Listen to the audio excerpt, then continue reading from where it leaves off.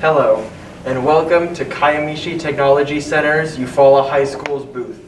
My name is Alexander Worley.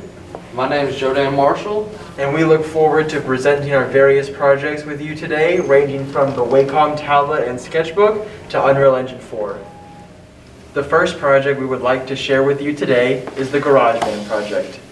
One of our East students, Jake Berry, has been working with our community partner, which is the city of Eufaula, to create music in Garageband for its various social media posts.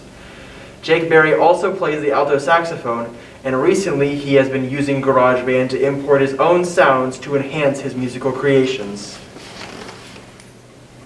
Up next, we're going to be talking about the Eufaula baseball complex. I don't know why the city of Eufaula came to us and asked, can you redesign this?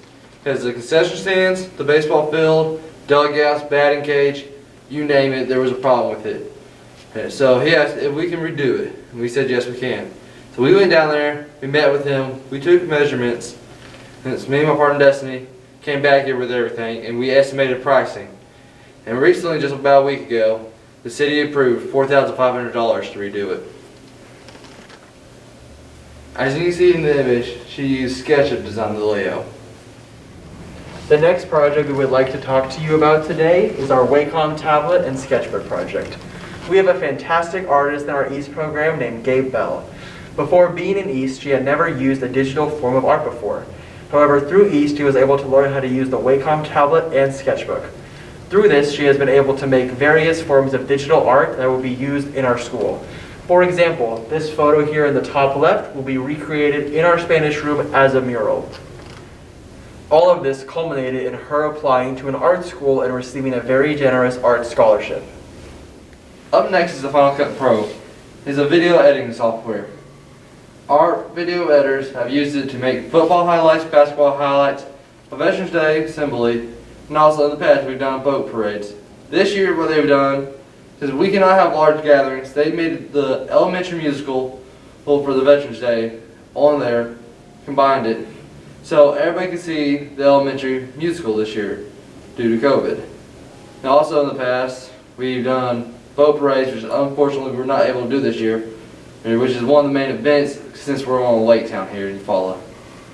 Our video team also has a YouTube channel, which they upload all their projects to. You can go onto our YouTube at Eufaula East and watch all of our project videos. Up next, we would like to talk to you about our Adobe Photoshop, Vinyl, and live streaming programs. Randall French, an East student, has used Photoshop to design this cover that was used in a pamphlet for our school's marching band competition. Additionally, due to COVID-19, our school has had to limit the number of guests that can attend basketball games here. As such, Randall French took the opportunity to use Photoshop to design images that have been used on these tickets.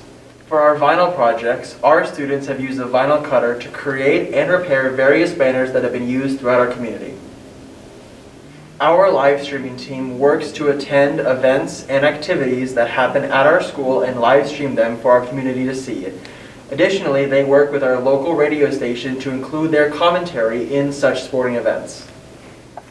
These three projects work together as a team to enhance real events that happen throughout our local community.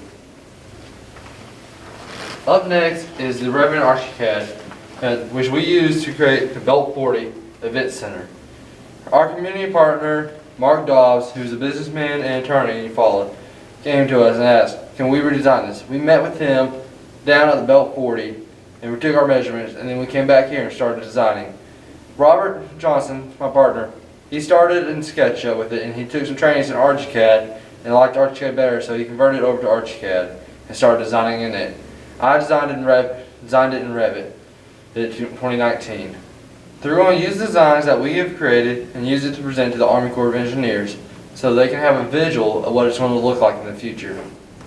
Up next is a personal favorite of mine, the Nichols project using Unreal Engine 4 and 3D Max. Two of our East students, Andrew Worley and Dason McIntosh, have been working together to create a simulation of a local grocery store for our special education department. This simulation will be used by our special education students so they may practice going to a grocery store with this simulation before they shop at one in real life. Andrew Worley uses Unreal Engine 4 to create this simulation, and Dason McIntosh uses 3D Max to create the complex models that this environment needs.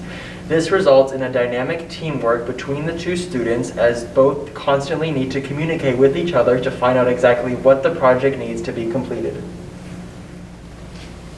Up next is Arcgis Survey123.